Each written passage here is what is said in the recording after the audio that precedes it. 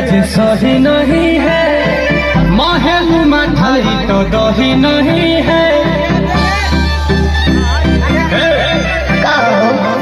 लागे मिजाज आज सही नहीं है, महल मठाई तो दही नहीं है।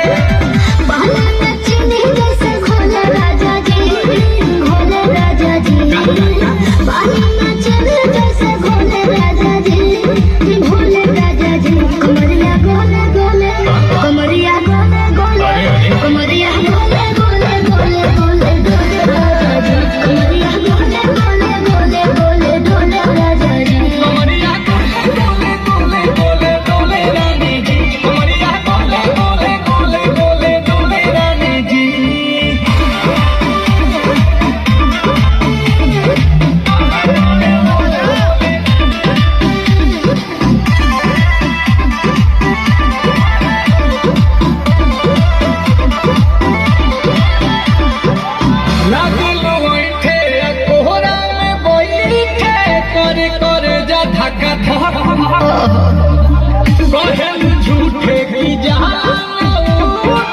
हो खेला हमारा कसम।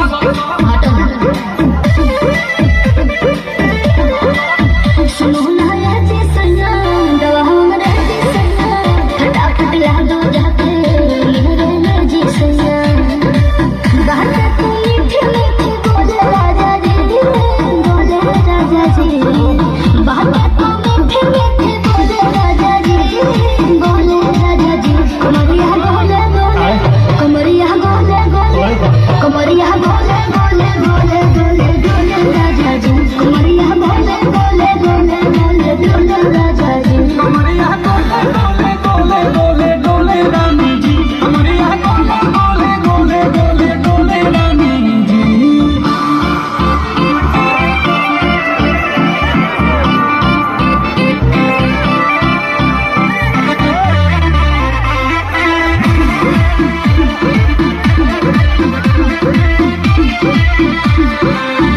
हो हसीना इशारों के बिना, सीना से जलुआ के सर होला रानी गरम जवानी, पानी पिए लू गड्ढा